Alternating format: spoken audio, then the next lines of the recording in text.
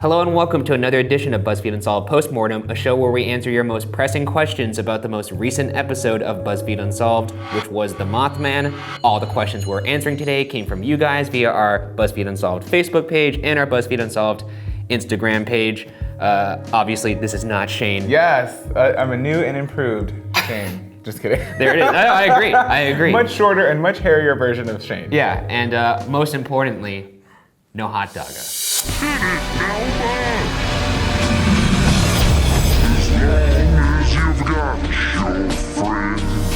I'm gonna celebrate that a little bit, and I get to hang out with Curly. Yes. Win-win. He's the resident BuzzFeed Unsolved expert, I would say. Groupie I like.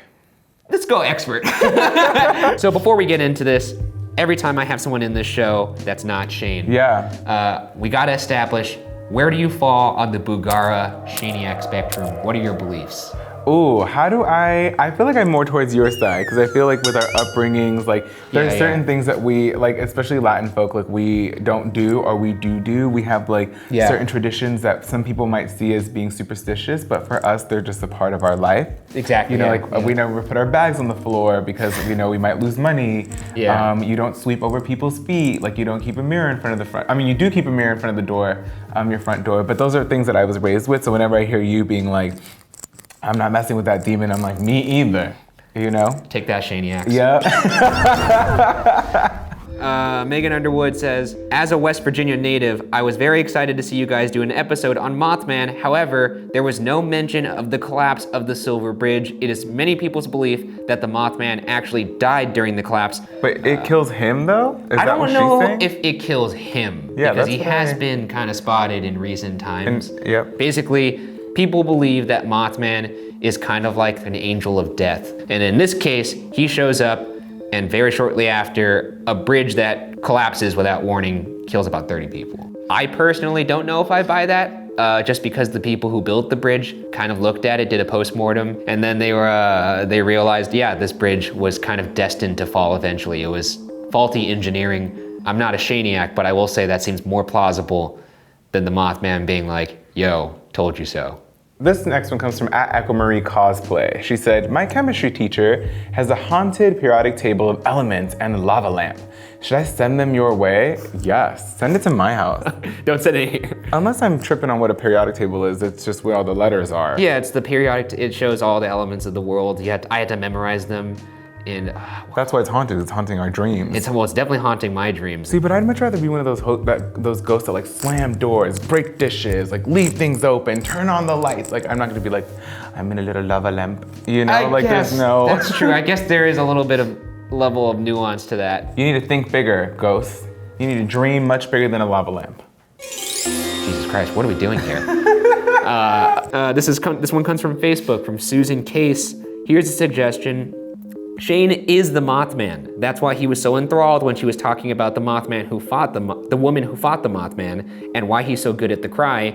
In addition, he couldn't stop insisting that the Mothman wasn't real. It is because he is the Mothman and doesn't want anyone to know. Checkmate, Shane, if that's actually your name. Shane Mothman Madej. Wow. Hashtag BuzzFeed solved. Oh my God. I feel like Shane is such a sweet little angel pie. He's a love angel music baby, a little lamb. So I would never call him a demon, but I think a Mothman. Why are you laughing so hard? Well, you said like 6 words in succession that like, I'm trying to like process them all together. And I was like, yeah, those fucking work. Love angel music baby, a little lamb. If I tried to do that, it would be a mishmash of words. It'd be verbal garbage. From Facebook, Benjamin Valdez. Benjamin. A man named Ingrid Cold was connected to the Mothman. Do the research. It's really creepy as hell. Do it. I looked into this as well. Basically, some people call him the Smiling Man. Around the time Mothman was going on, this guy was driving on the road. He saw like this metallic craft behind him. It stopped, got out of the car, and it was a man in a suit. He had like kind of like olive-ish skin, and he talked to this guy without his mouth moving. People think that this guy is somehow connected to the Mothman. It could be. I mean, we can't really be like, no, it can't possibly be the same person. Yeah, once you start talking about a giant moth, I think everything's kind of on the table. Everything's on the table at this point. It did give me a little bit of like the chills listening and thinking about this man who's just like talking to you and just like smiling but not saying anything really. Yeah, I don't like people who have an ever-present grin on their face. I like to do that sometimes late at night. I go into the bathroom and I like look at myself and I like smile really big and I freak myself out and I'm like, oh, and then I just like leave and turn off all the lights. But I don't know if that's pretty weird. I mean, I'm not gonna sugarcoat no one else does that. That's very strange. You just like scare yourself and you're like, ooh. Yeah, it is what it is, you know. Lonely. This comes from @BlackLily. Yale scientific hypotheses that humans would need a minimum 22-foot wingspan to fly, but then wouldn't be strong enough.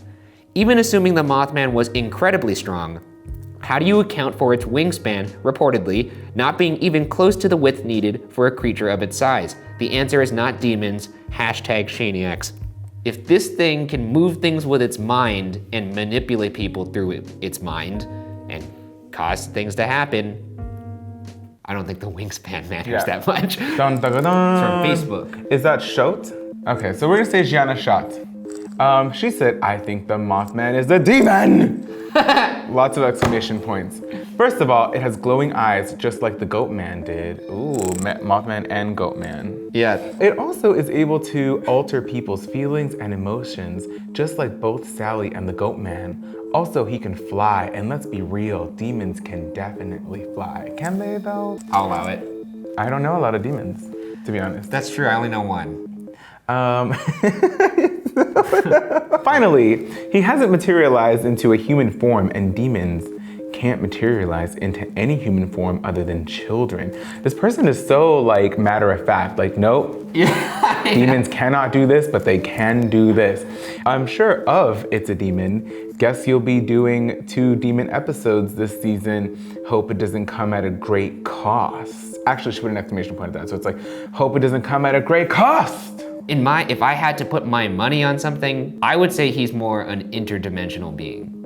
And that's, I guess, where I could kind of like get behind the theory that, yeah, he may be able to be an omen of some sort, or something like that. Oh, you know what? I heard somebody one time say that like dimensions are like the blades of a fan. Have you ever heard that? When you see like the blade of a fan, if it's like slower, like that's the dimension that we're on, and when it goes faster, like just because you can't see the blade anymore doesn't mean that it's not there. So I always think that like, oh, maybe these beings exist on faster like dimensions, like faster realities that we just can't see, you know?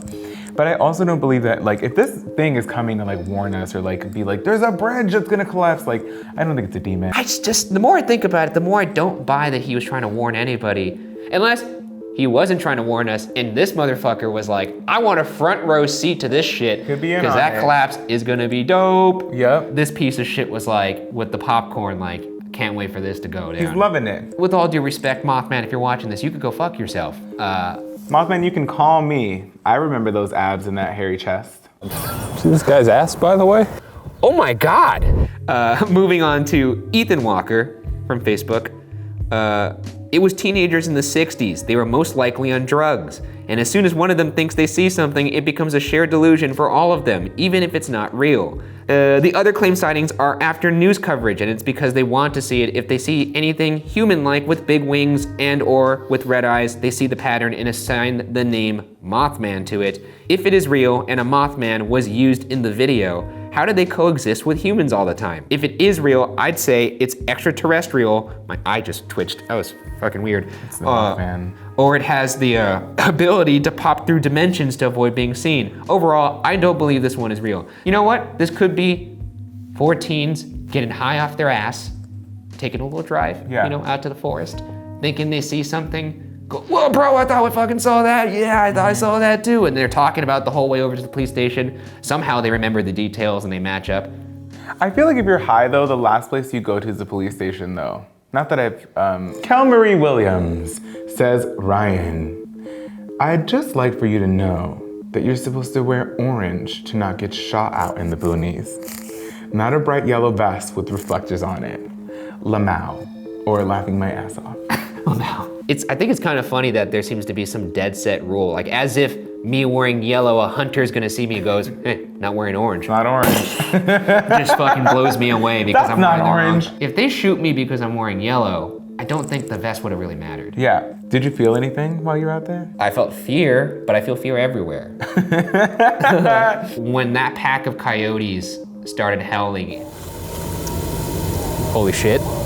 So it's just some coyotes.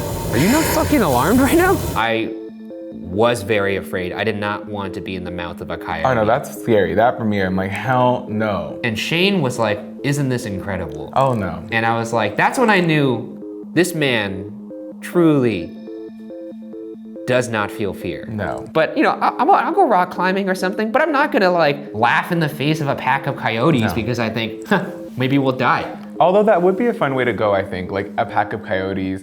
How did Curly go? Well, he just fucking got eaten by a pack of coyotes. And then they threw him in some orange soda. Holy shit. Well, that does it for this episode of BuzzFeed Unsolved Postmortem. Make sure you send in your questions after you watch the next episode of BuzzFeed Unsolved, and maybe you'll be on the next Postmortem. Send in those questions to the BuzzFeed Unsolved Facebook page and the BuzzFeed Unsolved Instagram page. Wow, that means this is actually the end of the episode. You don't have to sit through 5 minutes of the musings of a madman, a grown man talking about little food creatures traveling through space. That's what we've come to now. That's what's happening. Oh, and I'm actually angry that I'm even talking about it right now. In fact, me talking about it right now means he's won in a weird way. And I'm just realizing that. So you know what? Let's just cut this off before I do any more damage. See you guys next time. Bye guys.